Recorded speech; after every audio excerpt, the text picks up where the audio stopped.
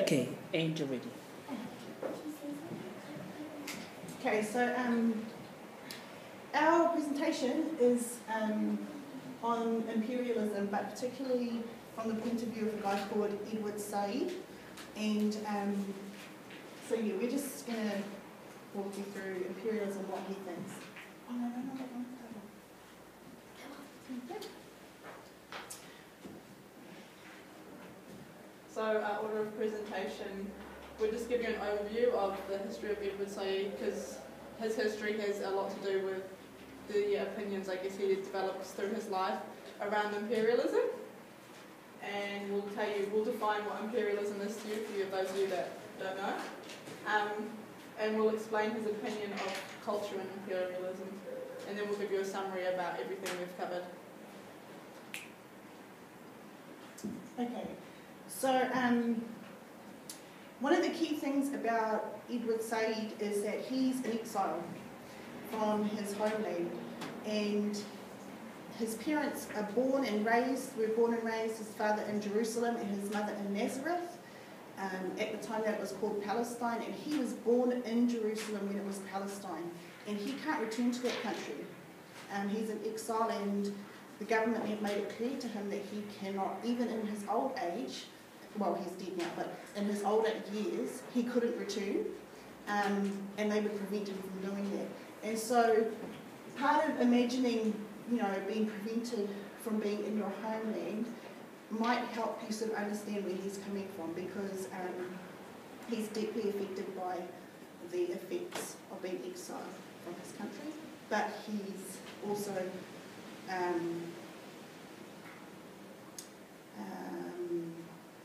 extremely, I don't know if he was optimistic, but he's smart about how he approaches his separation from his country.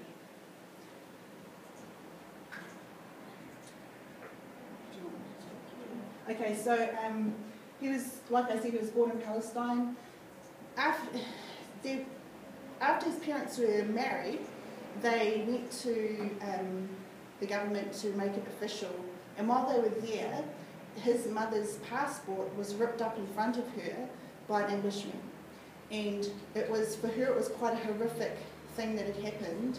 And when she asked why it had happened, the Englishman explained to her that the state was going to be changed to Israel, and that her card was basically going to represent the entry of a Jewish person, and that she would have to go on her husband's passport from then on. And it kind of sort of made her separated from Palestine at that point. And then things started to become violent, so his father, Edward Said's father, moved into Egypt and then on to Lebanon, where he was educated by English, in an English school system. After that, he moved to the States and did his college years and became a professor of literature while he was there. So these words here are a representation of, when you listen to him, these are some of the words that he mentions, some of the words that represent how he feels. He talks about himself as a delinquent in the regards that when he was in the United States, he was suddenly aware that he was a Palestinian. And because of the war that was going on in Israel and Palestine, well, it's Israel now, but it was Palestine, he represented a group of people that were misrepresented in the wider world. So he talks about imperialism in the way that in 1948, when the Jews reoccupied Israel, or were allowed, it was renamed the State of Israel, they reoccupied it under this theory called Zionism. And Zionism is like a theory that it's a purist theory, that the Jews should reclaim their land and that they should function there, they should be people in power there. And so what they did is they re-entered Israel and effectively did what Hitler did to them in Germany. They did it to another group of people and exiled the Palestinians, and there was violence towards them and that sort of thing. So that's his history. So he's had a nation come in, highly influenced or helped by other nations, like America, English, those sorts of nations. They've helped them and come in and pushed out a group of people. So this is where he's coming from. This is his personal history. And the reason why we thought it was quite important that you knew his personal history is because it will help you understand why he has a particular view on imperialism. Because he's had it, I don't want to say he has it rough, because the way he deals with things is he believes that when you've got 2 points of view, having lived in America, he can see things from two sides of the fence. And so although he's very passionate about Palestinians going back into their home country, he can also see the benefits or some of the things that happen on the other side. And so he's very open-minded, as opposed to extremists that will use violence as their way of enforcing their ideals. Okay.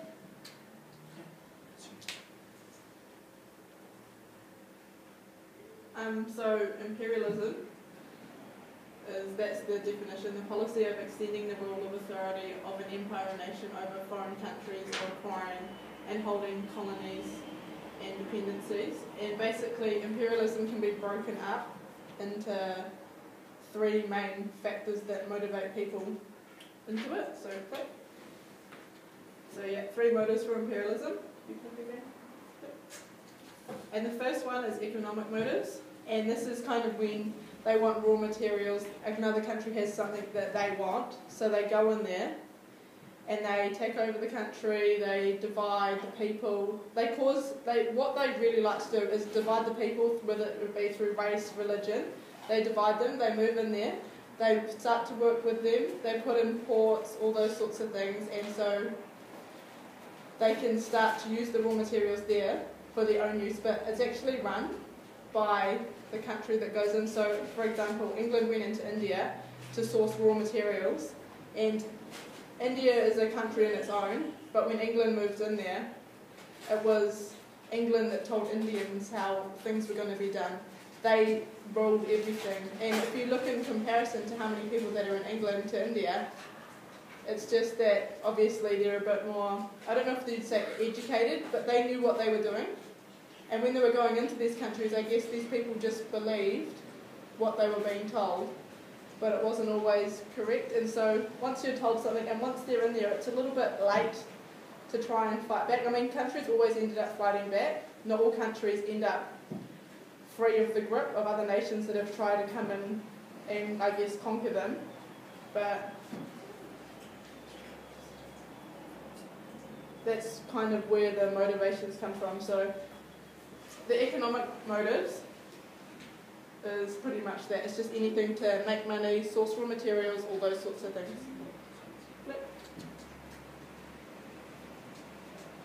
So political power is kind of motivated by the fact that, especially through Europe, you're sitting there and all your neighbouring countries are conquering places, and it kind of gets to the point where it's a matter of time where either you join them and start conquering different places, otherwise you're going to be conquered, because they're gaining more power, and if you just sit, you're going to be, I guess, owned by them one day, or run by them is probably a better word.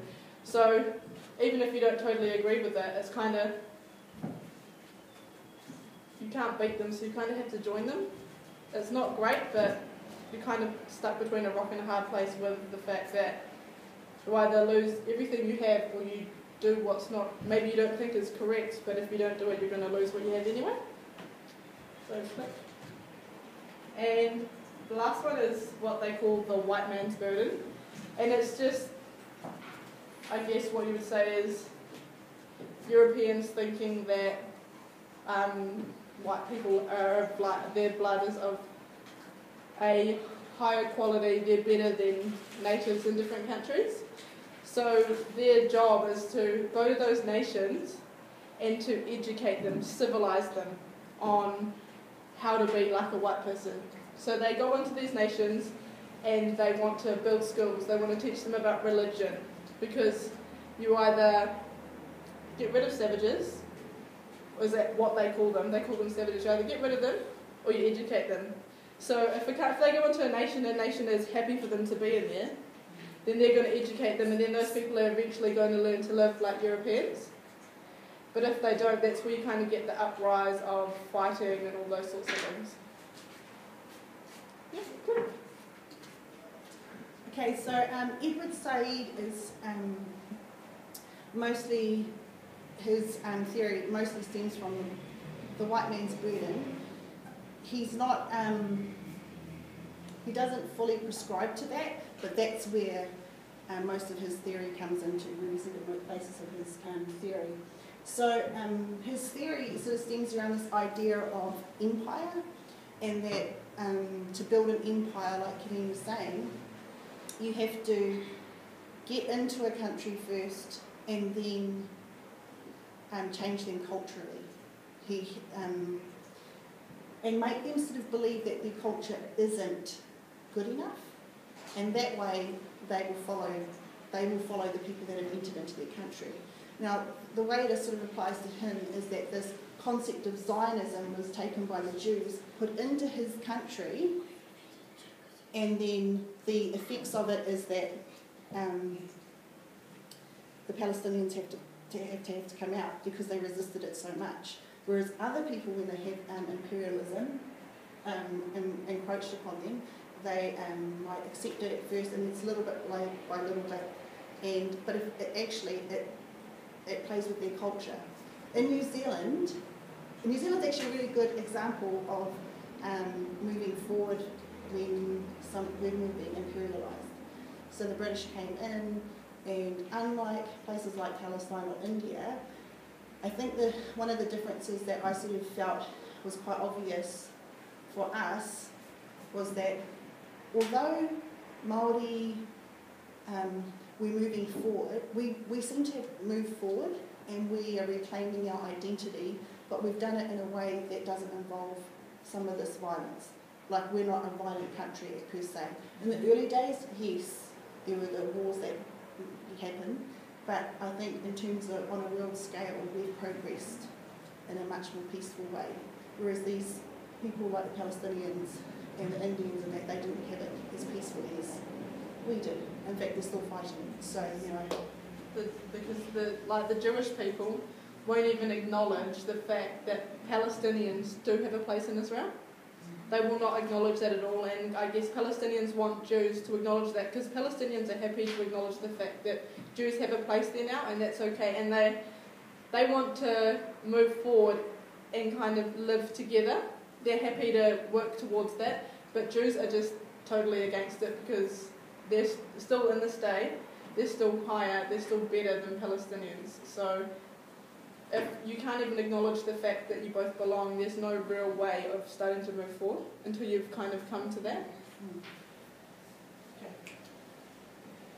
Oh, this is just one of the Edward Said's quotes. Every empire, however, tells itself in the world that it is unlike all other empires, that its mission is not to plunder and control, but to educate and liberate.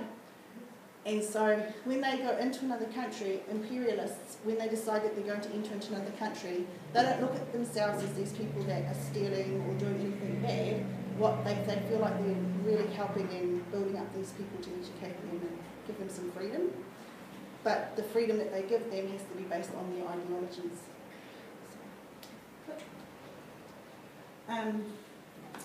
In one of his talks, Edward Said used England and India as their example, like I mentioned before. And in the 1930s, the occupation of India included these stats here. So there's like altogether there's 154,000 British people there, but there were 300 million Indians. And yet the British, it's not about numbers, it's about ideas. Edward Said says that the imperialism of old was to go in there and conquer and be aggressive and that sort of thing. But now, and like in the last few centuries, people have gone into, like Romans, they were conquered, destroyed, divided, that sort of stuff. Now, we go into another country with an idea. And ideas are much more powerful than violence in that, because once somebody latches onto your idea, basically you've won them over. And that's what he talks about. So in summary, imperialism is driven by three main motives, and that's economical, political, and then the white man's burden. And Ed would say his main thing is that imperialism impacts culture, and when culture's changed, it can sort of like destroy some of the roots of your culture. Yeah, that's it. Thank you. Are there any questions? In there, did you come across the word, that notion of other, and his idea of Orientalism? Orientalism. Yeah, Orientalism. Yeah, there's actually more information from Edward Said about Orientalism than there is about imperialism. Orientalism is one of the books that he wrote earlier, and it's this concept that there's this picture of the Orient that has been given to the world by people that aren't actually Orientals. And so you've got pictures of exotic women, or you've got all these lovely big jars and people sort of float around and stuff. And actually it's a falsehood, because it's not a representation of the people, it's just what's been given, the impression or the picture that's been given by, I hate saying it, but by a white man really. And so that it links to that. Yeah.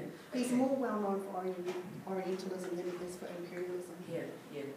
No, that was a good presentation. Thank you. What I'll do is I'll turn this off.